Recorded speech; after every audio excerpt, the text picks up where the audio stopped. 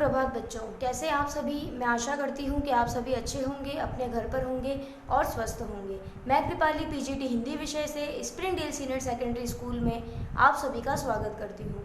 आज हम पढ़ेंगे कक्षा 8 की पाठ संख्या 17, जिसका नाम है बाज और सांप।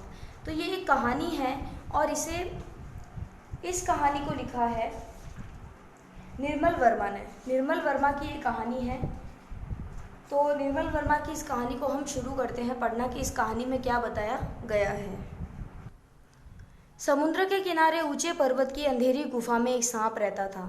समुद्र की तूफानी लहरें धूप में चमकती, झील पिलाती और दिन भर पर्वत की चट्टानों से टकराती रहती थी। अब बताया जा रहा है कि समुद्र के किनारे एक ऊंचा बहुत बड़ा पर्वत था। वहां पर एक गुफा थी जिसके अंदर बहुत ही ज़्यादा अंधेरा था, इसलिए उसे अंधेरी गुफा कहा है। और वहां कौन रहता था? एक सांप। समुद्र की तूफानी जो लहरें आती थी वो धूप में चमकती, झिल मिलाती और दिन भर पर्वत की चट्टानों से टकराती रहती थी। समुद्र का दृश्य हम सभी ने देखा ही है, चाहे वास्तविकता में नहीं, लेकिन हमने कहीं और जगह पर तो देखा ही होगा। टीवी में है, किताबों में है, देखा ही होगा कि समुद्र की लहरें किस प्रकार ऊंची ऊंची उड़ती है और चट्टानों से टकराकर फिर से नीचे की ओर आती है। पर्वत की अंधेरी घाटियों में एक नदी भी बहती थी। अपने रास्ते पर बिखरे पत्थरों को तोड़ती, शोर मचाती हुई यह नदी बड़े जोर से समुद्र की ओर लपकती जाती थी। जिस जगह पर नदी और समुद्र का मिलाप होता था वहां लहरें दूध के झाग से सफेद दिखाई देती थी। अब लहरों को आप सभी ने देखा होगा कि लहरें दूध के झाग के समान दिखाई देती है। कब दिखाई देती है? जब नदी और समुद्र का मिलाप होता है, जब नदी का पानी तेज रफ्तार से प्रवाहित हो रहा होता है और समुद्र का पानी भी बह रहा होता है, तो दोनों जब आपस में मिलते हैं तो वो दूध के झाग के समान उत्पन्न होते हैं। अपनी गुफा में बैठा हुआ सांप यह कुछ देख करता, लहरों का गर्जन, आकाश में छिपती हुई पहाड़ियां, टेढ़ी मेढ़ी बल खाती हुई नदी के गुस्से से भरी आवाजें, सब कुछ ये कौन देख रहा था? सांप देख रहा था। वह मन ही मन खुश होता था कि इस गर्जन तर्जन के होते हुए भी वह सुखी और सुरक्षित है। अब उसे मन ही मन बहुत ही अच्छा लग रहा था कि वो खुश हो रहा था कि इस गर्जन तर्जन के होते, यानी यहाँ पर बहुत सारी डरावनी आवाज़ें आती हैं, समुद्र की लहरों की बहुत भारी आवाज़ें आती है, नदियों का प्रवाहित होना और पहाड़ियों का, चट्टानों का टूटना गिरना, फिर भी वह सुखी और सुरक्षित है। उसे कोई दुख नहीं दे सकता। सबसे अलग, सबसे दूर वह अपनी गुफा का स्वामी है, न किसी से लेना न किसी से देना। दुनिया की भाग दौड़, छीना झपटी से वह दूर है। सांप के लिए यही सबसे बड़ा सुख था। एक दिन एकाएक आकाश में उड़ता हुआ खून से लथपथ एक बाज सांप की उस गुफा में आ गिरा। उसकी छाती पर कितने ही जख्मों के निशान थे, पंख खून से सने थे, यानी खून से पूरी तरीके से भर गए थे, और वह अधमरा सा, पूरी तरीके से वो अभी तक मरा नहीं है, उसके जख्म बहुत ज़्यादा गहरे हैं। अधमरा सा जोर शोर से हाफ रहा था। जमीन पर गिरते ही उसने एक दर्द भरी चीख मारी और पंखों को फड़फड़ाता हुआ धरती पर लौटने लगा। डर से सांप अपने कोने में सिकुड़ गया। यानी जब उसने बाज को देखा कि वो बाज चिल्ला रहा है, दर्द के मारे कहा रहा है, तो उसकी इस आक्रोश ध्वनि को सुनकर जो सांप है वो डर गया था और एक कोने में जाकर कुंडली मारकर बैठ गया। किंतु दूसरे ही क्षण उसने जान लिया कि बाज जीवन की अंतिम सांसें गिन रहा है और उससे डरना बेकार है। यह सोचकर उसकी हिम्मत बंधी और वह रेंगता हुआ उस घायल पक्षी के पास जा पहुंचा। उसकी तरफ कुछ देर तक देखता रहा, फिर मन ही मन खुश होता हुआ बोला, क्यों भाई, इतनी जल्दी मरने की तैयारी कर ली?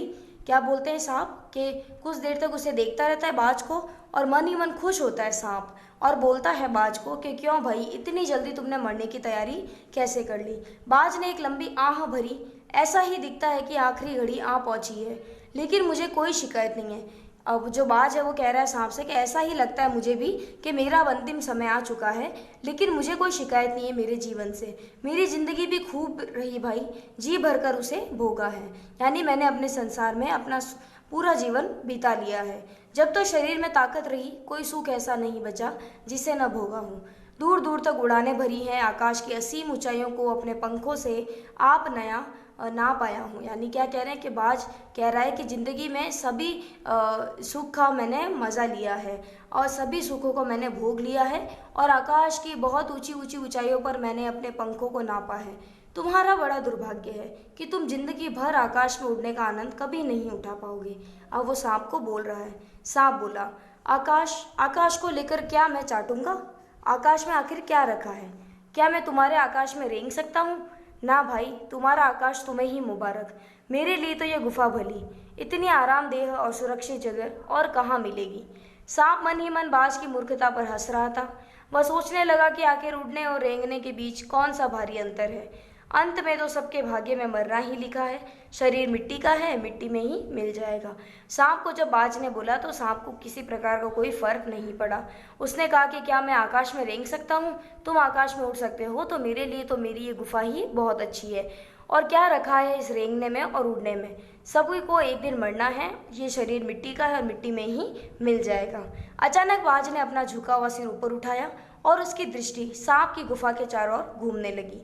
चट्टानों में पड़ी दरारों से पानी गुफा में टपक रहा था। सीलन और अंधेरे में डूबी गुफा में एक भयानक दुर्गंध फैली हुई थी। जब बरसात के मौसम में आप सभी देखते हैं कि सीलन आ जाती है घरों में, घरों की दीवारों में। सीलन का अर्थ होता है कि चारों तरफ की जो दीवारें हैं वो थोड़ी गीली गीली रहने लगती है, तो उसकी एक अलग ही दुर्गंध आती है, यानी बदबू आती है।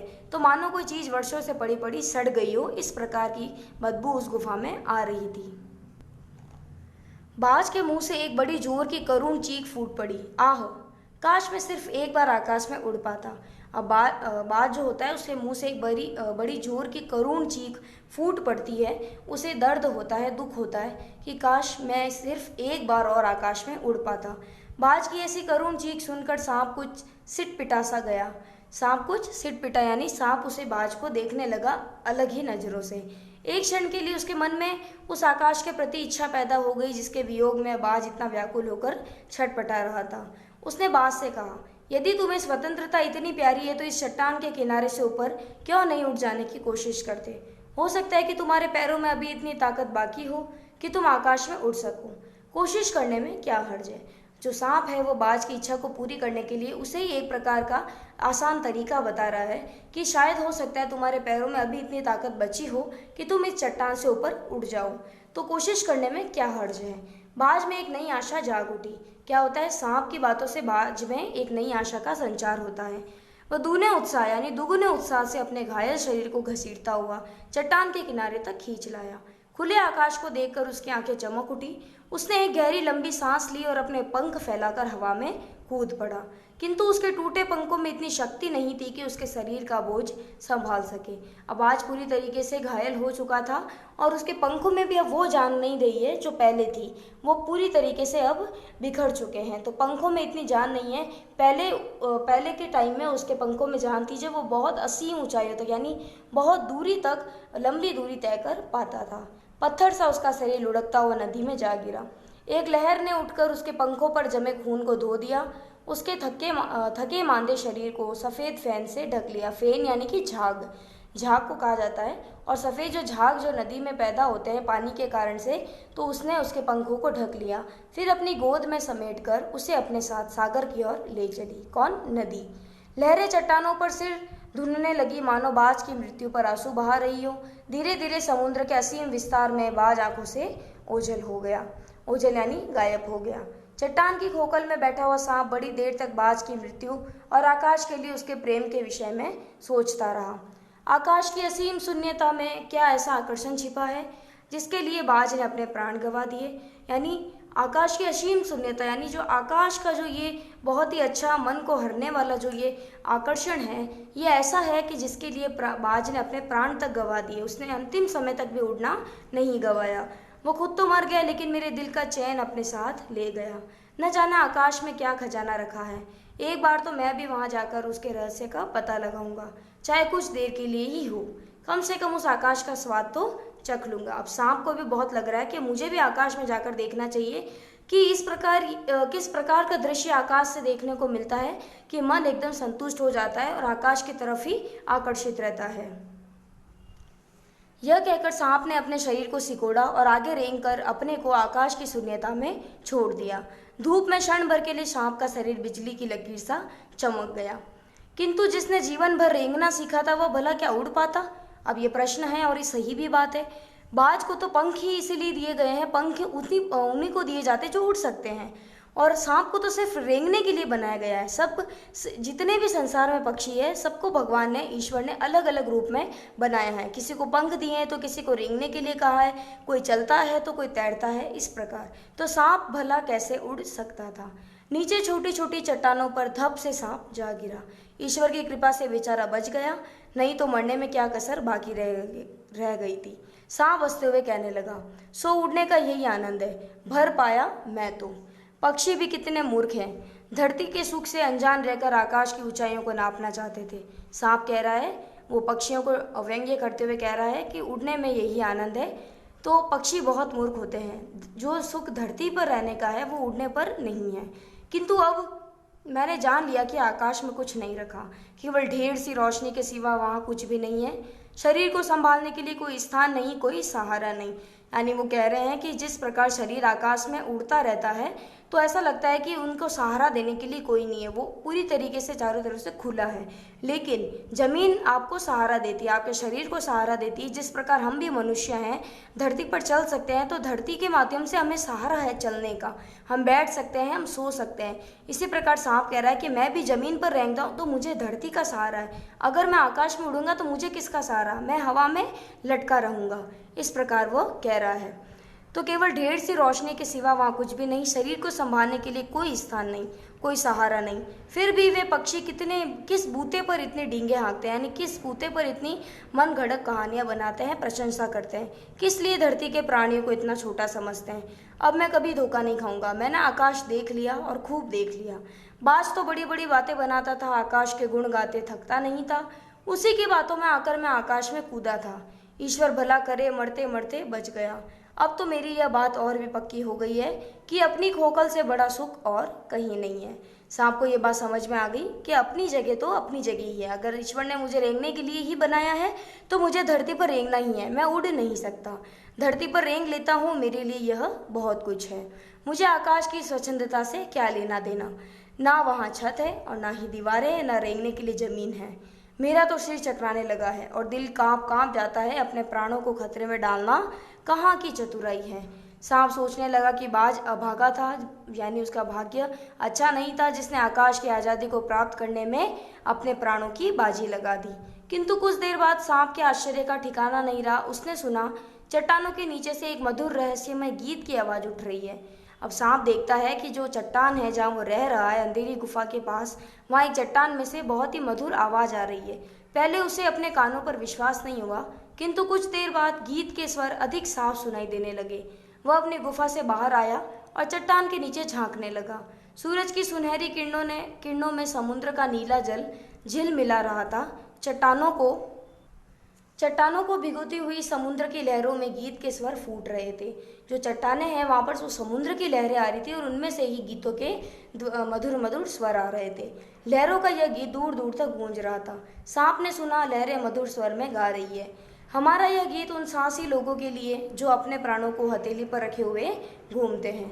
चतुर वही है जो प्राणों की बाजी लगाकर जिंदगी में हर खतरे का बहादुरी से सामना करे।